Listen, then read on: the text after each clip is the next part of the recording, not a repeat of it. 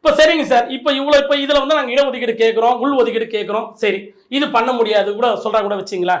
சரி, ஒரு சட்ட பாதுகாப்பு சார். இந்த தொழில் சேர்ந்த சாதியல் ரீதியில கிராமப்புறத்துல இந்த மக்களோட அவல நிலை எப்படி தெரியுமா சார் இருக்கு? ஒவ்வொரு இடத்துலயும் பார்க்கிற பார்வை எப்படி இருக்கு? இல்ல நாங்கெல்லாம் மனுஷனா இல்லையா? இல்ல நாங்க எங்களெல்லாம் பார்த்தா எப்படி கேலியா தெரியுதா இல்ல கேவலமா தெரியுதா? ஏன் உங்களெல்லாம் அழகு செய்யறோம், மினிஸ்டர் ஆகுறீங்க, அமைச்சர் ஆகுறீங்க, முதலமைச்சர் ஆகுறீங்க, பெரிய பெரிய நடிகர் ஆகுறீங்க, உங்களெல்லாம் அழகு செய்யறது யாரு? இந்த செய்யக்கூடிய இந்த தொழிலாளி தானே.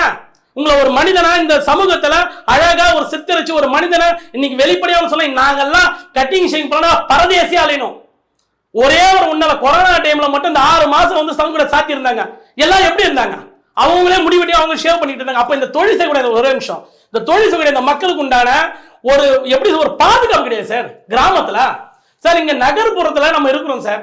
கிராமத்துல இருக்கக்கூடிய இந்த மக்களை சாதியால் தீண்டாம இந்த சாதிய ரீதியில தொழில் செய்யக்கூடிய மக்களை அந்த அளவுக்கு வஞ்சிக்கப்பட்டு இருக்கின்றார்கள்.